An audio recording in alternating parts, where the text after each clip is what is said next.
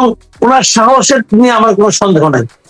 বাংলাদেশের রাজনৈতিক নেতাদের মধ্যে ওনার মতো সাহসী নেতা আমি দ্বিতীয়টা দেখি নাই ভাই। শেখ হাসিনা তো ভাই আমার আপনার মতো যে কোনো মানুষ না, ওনার কথায় দাঁড়ায় আন্দোলন করার জন্য কয়েক লক্ষ লোক যে কোনো সময় রেডি আছে। ভারত যদি বলে উনি আমার এখানে তো কোনো ভিসা নিয়ে আসেননি, একটা হেলিকপ্টারে চলে আসছেন, ওকে আমি ওনাকে একটা হেলিকপ্টার দিয়ে পাঠাই দেবো। ডিসেম্বরকেই কেন তিনি পছন্দ করছেন সময় হিসাবে? এর মধ্যে তো 2.5 বছর, যদি ধরি ডিসেম্বর পর্যন্ত 2.5 বছর প্রায় হয়ে যাচ্ছে, এতদিন পরে ডিসেম্বরকেই তিনি কেন এত সুনির্দিষ্ট করে কেন বলছেন? কি পরিবর্তন হলো বলে মনে হয় যে এই সময়টা, এবং আপনার কি সত্যিই মনে হয় তিনি ফিরবেন? সেটাকে কি হিসাবে বিবেচনা করে, একটা রাজনৈতিক দলের নেতা হিসেবে নাকি একটা দেশের প্রধানমন্ত্রী হিসাবে? দেখেন উনি কিন্তু ভারতের কাছে গিয়েছেন, যখন উনি গিয়েছেন তখন বাংলাদেশের প্রধানমন্ত্রী কে ছিল? তখন উনি ছিলেন, হ্যাঁ উনি ছিলেন। উনি জবরদখল করেও তো তখনও কেউ নেয় নাই, তখন তো কেউ সরকার প্রধান হয় নাই। তাহলে একজন সরকার প্রধান ওনাদের কাছে আছেন, ওনারা ওনাকে তারা যেভাবে তাকে গ্রহণ করেছেন সেভাবেই তো আছেন। এর মধ্যে তো চেঞ্জ হওয়ার কি কারণ আছে? তো এখন কোনো কিছুই কিন্তু ওরা স্পষ্ট করে বলছেন না, বেশিরভাগ সমানই আছেন। এখন কিন্তু উনি এখানে আছেন, অতিথি হিসেবে আছেন, কিন্তু অতিথি কোথাও বাইরে না। উনি কোথাও শপিং এ যান, অথবা একটু বেড়াতে যান, অথবা হাঁটতে বেরোন, কোথাও কি ভ্রমণে যান, কেউ তো জানে না সেগুলো। তাহলে উনি কি বন্দী? উনি কি গৃহবন্দী? কেউ তো জানে না সেগুলো। কাজেই যে জিনিস আমি জানি না, আমাদের কেউ জানে না, সেক্ষেত্রে ওনার প্রতি ওনাদের দৃষ্টিভঙ্গি কি সেটাও আমরা জানি না, সেটাও আমরা জানি না। কারণ ওনারা বলছে সেভাবে আছে। বাট বাংলাদেশে ভারতের ব্যাপারে যেটা বলেছেন সেটা হলো যে বাংলাদেশের সঙ্গে ভারতের একটা চুক্তি আছে, এই চুক্তির মাধ্যমেই উনি ফিরবেন। মূলত এই কথাটাই উনি মানে আকারে ইঙ্গিতে বিভিন্ন কথার মারপেচের মাধ্যমে মূলত এইটাই প্রতিষ্ঠিত হয়। অন্যদিকেও কোনো ব্যাখ্যা থাকতে পারে, বাট সেই ব্যাখ্যাগুলো তুলনামূলক ভাবে গৌণ। এখন যদি উনি ওইভাবে প্রত্যাবর্তন করেন তাহলে বাংলাদেশ অলরেডি তাকে চেয়ে রেখেছে। ওনারা হা না কিছু বলেনও নাই। ওনারা বলেছেন যে তোমাদের চেয়েছ আমরা তোমাকে পাঠাবো, তাও তো বলে নাই। তাহলে এটাও ওনাদের অবস্থান ওনার ব্যাপারে যে আমি কিছু বলবো না, তারা ওই অবস্থানে আছেন। যদি উনি ফেরত আসেন তাহলে ওই পদ্ধতির মাধ্যমে আসবেন। এত কিছুর মধ্যে যে জিনিসটা স্পষ্ট হয় সেটা হলো শেখ হাসিনার দেশে ফেরা না ফেরাটা, মানে বাংলাদেশের ভূখণ্ডে শেখ হাসিনার পা রাখা না রাখাটা শেখ হাসিনার উপর নির্ভর করে না, এটা নির্ভর করে ভারতের উপর এবং বাংলাদেশের উপর। এখন ভারত যদি বলে, কথার কথা যদি বলে, বলতে পারে উনি যেভাবে আমাদের এখানে আসছে আমরা তাকে সেভাবে পাঠিয়ে দেব। এখন উনি পালিয়ে আসছেন, উনি কি আসলে দেখেন এগুলি কিন্তু অনেক ব্যাখ্যা আছে কিন্তু ভাই। উনি পালিয়ে গেছেন কিভাবে? ওনাকে একটা হেলিকপ্টারে যে বাংলাদেশ থেকে নিয়ে যাওয়া হয়েছে না, ওই হেলিকপ্টার গিয়ে ওই হেলিকপ্টার গিয়ে শেখ হাসিনা অথবা শেখ রেহানা ওনারা কেউ চালনা করেছেন? কত করেন নাই। আমাদেরই সামরিক বাহিনী কোনো না কোনো পাইলট চালিয়ে গেছেন। যারা চালিয়ে গেছেন তাদের কি বিরুদ্ধে কি কোনো ই হয়েছে, আপনার কোর্ট মার্শাল হয়েছে যে তোমরা কেন আমাদের প্রধানমন্ত্রীকে ওদেশে নিয়ে গেলে? হয়েছে? হয় নাই তো, আমরা তো জানি না কিছু। তার মানে যারা নিয়ে গেছেন তারাও কিন্তু শেখ হাসিনার অনুগত হিসেবে নিয়ে গেছেন, এটা আমরা বলতে পারি না। তাহলে তাকে কি অর্ডার করছে? কে অর্ডার করছে? যে অর্ডার করেছেন উনি কি অন্যায় করেছেন? যদি অন্যায় করেন তার তো শাস্তি হয়েছে। দেখেন এগুলি কিন্তু প্রশ্ন রে ভাই, প্রশ্ন এই প্রশ্নটার উত্তরও আসলে অর্ডার করলো তাকে যে ভারতে নিয়ে যাওয়া হবে, কারণ ভারতের সেনাপ্রধান কিন্তু বলেছিলেন, সেনাপ্রধানের সাথে তার 5ই আগস্ট যোগাযোগ হচ্ছিল, সারা বহুবার যোগাযোগ হয়েছে। ফলে মানে কে অর্ডার করলো, কার যোগাযোগে কিভাবে তিনি গিয়ে চলে গেলেন, সেই প্রশ্নটার উত্তর কেউ দেন নাই। জানলাম না। আমার যে হেলিকপ্টার ওনাকে নিয়ে গেল সে আবার দেশে ব্যাক করছে না, ব্যাক করছে তো ব্যাক করে তাকে কি প্রশ্ন করা হয়েছে তোমার প্লেনে তোমার হেলিকপ্টারে আমরা 2 জন গুরুত্বপূর্ণ ব্যক্তিকে দিয়েছিলাম, তাদেরকে তুমি মাঝ রাস্তায় ধাক্কা দিয়ে ফেলাই দিয়ে আসছো, কি করছো?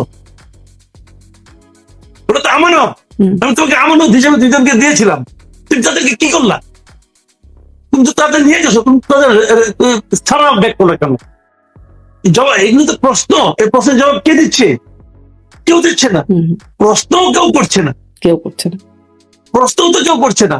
এখন ভারত যদি বলে যে যেভাবে পাঠিয়েছেন সেভাবে পাঠিয়ে দেয়, যদি পাঠিয়ে দেয় তাহলে আপনি কি করবেন? মানে আমি বলছি যে এগুলি দেখেন, এগুলি আপনি সব কিন্তু লজিক দিয়ে এস্টাবলিশ করতে পারবেন না। কাজেই আবার উনি যদি বলেন যে আমি এখানে থাকবো না, আমি চলে যাব, ভারত থেকে বেঁধে রাখবে, তো উনি বলবেন ভারত আমাকে বেঁধে রেখেছে, এই আরেক যন্ত্রণা। উনি বলতেন রয়টার দিয়েছেন এর আগে, এবার এটিকে দিবেন ইন্টারভিউ, দেখেন ভারত কিন্তু আমাকে দেশে যেতে দিচ্ছে না, ভারত কি এই দায় নিবে? তো এইগুলি শোনেন, এখন যে যার অবস্থানে থেকে যে যেভাবে পারছে তারা কথা বলে যাচ্ছে। এখন এসব কথা সামারি আপনার কাছে মনে হয়, এই কথাগুলোর বিশ্লেষণ করে যদি আপনার কাছে জানতে হয় তিনি কি ডিসেম্বরে ফিরবেন বলে আপনার বাস্তবিক ভাবে মনে হচ্ছে? মানে সার্বিক আমি পার্সোনালি যতটুকু বুঝি, আমি একদম ব্যাখ্যা করে ওনার অবস্থান তো আমি জানি না উনি কিভাবে আসেন, উনি কি ভারতের ইচ্ছায় চলেন না ওনার নিজের ইচ্ছা ভারত চলতে দেয় আমি জানি না, কাজে আমি কিসের উপর ভিত্তি করে বলবো। কিন্তু আমি এমনিতে বলি, যদি উনি মুক্ত মানুষ হন, যুদ্ধ মানুষ হন, তবুও কিন্তু ওনার আসতেও গেলে, উনি আসতেও চান, ওনার তো একটা ডকুমেন্ট লাগবে। কোন এয়ারলাইন্স তো ওনাকে উইদাউট ডকুমেন্ট উঠতে দেবে না। সেই ডকুমেন্ট ওনাকে কে প্রডিউস করবে? ভারতে বাংলাদেশের দূতাবাস করতে পারে। আমার কাছে অস্বাভাবিক কিছু মনে হয় না, কারণ উনি এলে পর আমাদের সমস্যাটা কি? মনে করেন আমি যদি এই গভর্নমেন্টের কথা বলি, শেখ হাসিনা যদি বাংলাদেশে একা একা আসতে চান, যদি প্লেনে উঠে চলে আসতে চান, তাহলে বাংলাদেশ গভর্নমেন্টের সমস্যা কি? আমি তো কোনো সমস্যা দেখি না। সমস্যা দেখি না মানে আমি তত্ত্বগত ভাবে সমস্যা দেখি না, কারণ ওনারা তো তাকে ফেরত চাচ্ছেন। উনি যদি নিজেই চলে আসেন, বাংলাদেশ গভর্নমেন্টের তো কোনো প্রবলেম নাই। বাংলাদেশ গভর্নমেন্ট তাকে আনলে এয়ারপোর্টে আসা মতো তাকে অ্যারেস্ট করবে, অ্যারেস্ট করে তাকে নিয়ে কি করবে? তার বিরুদ্ধে একটা শাস্তির রায় আছে, তো তার বিরুদ্ধে একটা আদেশ আছে, তার বিরুদ্ধে একটা মৃত্যু দণ্ডাদেশ আছে। যদি ওনাকে না পায়, সেই দণ্ড তারা কাকে দিবে? দণ্ড দেওয়ার জন্য তো ওনাকে ওই গভর্নমেন্টের দরকার। তো সেক্ষেত্রে উনি বলেন যে আমি ঘাট, তোমরা ফাঁসি দড়ি নিয়ে রেডি আসো, ওই দড়ির মধ্যে আমি ঘাট ঢুকানোর জন্য আমি আসতে চাই, তো সবকে তো খুশি হওয়া উচিত। এটা হলো লজিক্যাল কথা, মানে আমি মানে 2 দিয়ে 4 মিলাম, কিন্তু এর বাইরেও একটা অঙ্ক আছে।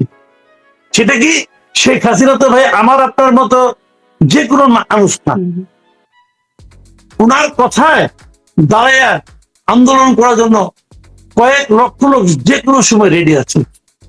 তারা কি করবে?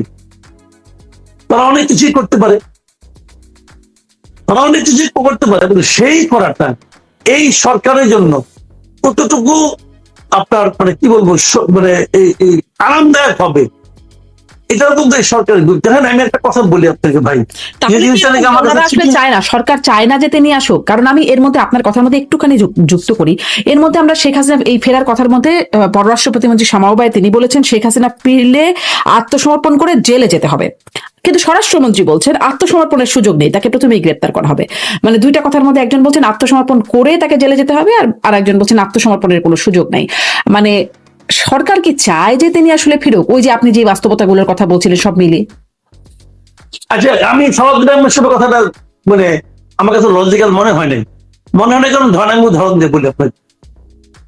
ধরেন আমার বিরুদ্ধে গ্রেপ্তারি পরোয়ানা আছে, আমাকে পেরেই গ্রেপ্তার করবে, ঠিক কিনা?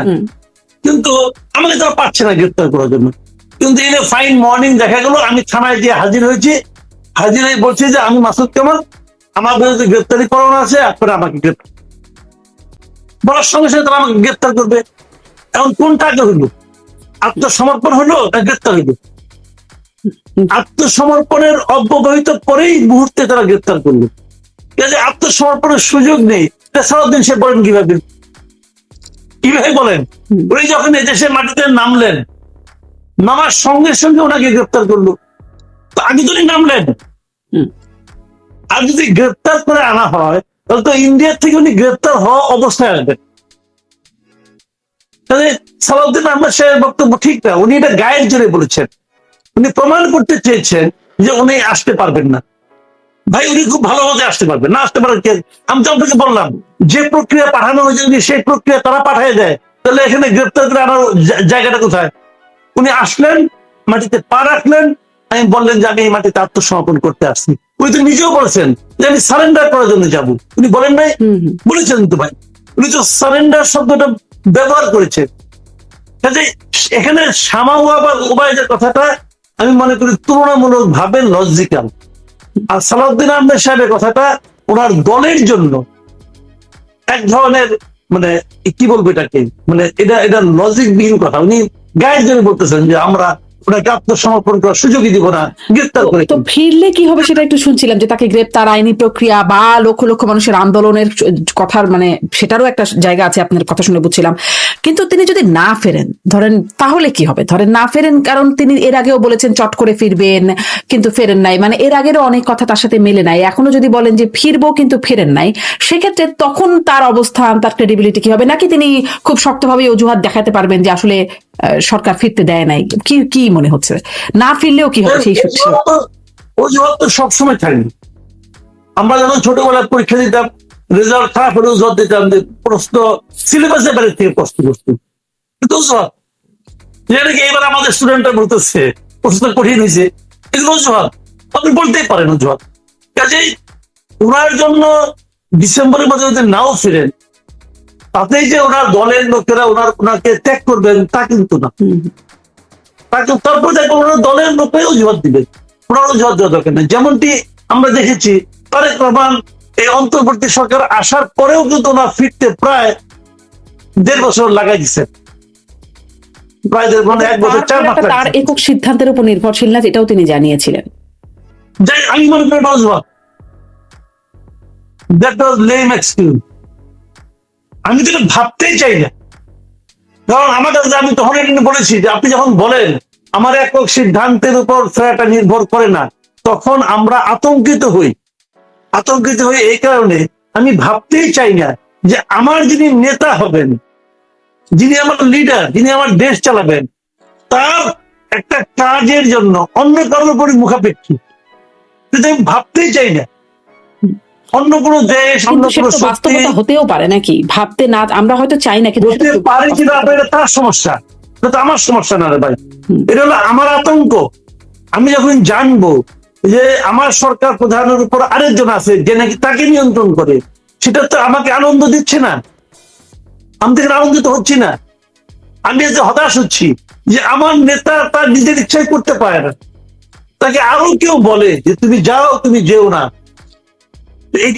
এটাতে ভাবতে আমার ভালো লাগে না। উনি কেন আসেন ওনার ব্যাপার, কিন্তু উনি তো আসেন না ভাই, উনি তো 1.5 বছর লাগাই দিয়েছেন আসতে ওনার। এরকম হতেই পারে, কিন্তু আমরা এগুলি চাই না। কিন্তু আমি একটা কথা বলি, আমরা একটা মানুষকে কিভাবে চিনি, তার অতীত কর্মকাণ্ডের মাধ্যমে চিনি। ঠিক আছে, এটাকে আমরা দেখেছি এর আগে 111 সময়ও ওনার আসার ব্যাপারে নানা ধরনের প্রতিবন্ধকতা, এবং এই 111 গভর্নমেন্ট বলছে আপনি আসেন না, উনি কিন্তু মানে আইসা পাচ্ছেন। এয়ারলাইন্স বলছে তাকে নেবে না, উনি এয়ারলাইন্সের বিরুদ্ধে মামলা করার কথা বলছেন। ওনার কিছু গোয়ার্তমি কিন্তু আছে, এবং ওনার সাহসের নিয়ে আমার কোনো সন্দেহ নাই। বাংলাদেশের রাজনৈতিক নেতাদের মধ্যে ওনার মতো সাহসী নেতা আমি দ্বিতীয়টা দেখি নাই ভাই, বলে কোনো লাভ নাই। আপনি হিউম্যানলি চিন্তা করেন, চট্টগ্রামে ওনাকে লক্ষ্য করে মুহুর্মুহু গুলি হয়েছে, কিন্তু ওনার আশেপাশে অনেকে মারা গেছে। বঙ্গবন্ধু এভিনিউতে ওনার ইয়েতে গ্রেনেড ফেলা হয়েছে। অনেকে বলছেন, নানা ধরনের তথ্য আছে যে ওনাকে মারার জন্য গ্রেনেড ফেলায় নাই, ওনার দেখেন ট্রাকের একটু বাইরে পড়ছে, অমুক জায়গায় পড়ছে, এগুলো তারা বলছে। আমি তাদেরকে গেলে বলি যে এভাবেই মারা হবে, আপনি যে দাঁড়াবেন, দাঁড়ান না দেখি, আপনি দাঁড়াবেন, দাঁড়ান, কেউ দাঁড়াবেন। কাজে এইটা ওনাকে হত্যার জন্য মারা হয়েছে, এবং ওই ধরনের একাধিক ঘটনার মধ্যে দিয়ে উনি আসছেন। কিন্তু কাজেই আমি মনে করি যে ওনার সাহস আছে। আমি কেবল ওনার পালিয়ে যাবো, যখন আমরা বলি যে উনি পালিয়ে গেছেন, এই পালিয়ে শব্দটাকে যদি এস্টাবলিশ করতে চান, তখন আমার হিসাব মেলে না যে এই ভদ্র মহিলার তো পালানোর কথা না, কিন্তু এরা এস্টাবলিশ করেছে। কিন্তু আমার পাশাপাশি আমার কাছে এটাও মনে হয়েছে যে পালিয়ে গেলে প্লেনটা কে চালান, ওই প্লেনটা যিনি নিয়ে গেলেন, তো উনি কিন্তু পালানোর সহায়তা করছেন। তো যদি পালানোটা অন্যায় হয়, তাহলে যিনি সহায়তা করেছেন তিনি অন্যায় করেছেন, তাকে কেন ধরা হলো না? অথবা উনি বলবেন যে না, আমার আদেশ, আমাকে অর্ডার করছে, যে অর্ডার করছে তাকে কেন ধরা হচ্ছে না? তো এই সমস্ত অনেক প্রশ্নের জবাব আমরা জানি না এবং সম্ভবত কখনোই জানা হবে না। এখন ধরেন এগুলো বিবেচনা করলে আমার মনে হয় যে সুযোগ থাকলে উনি হয়তো আসতে চাইবেন, কারণ ওনার অনেকগুলি এখানে কাজ করবে। ওনার তো বয়স হয়েছে, 80 বছর উপরে বয়স ওনার।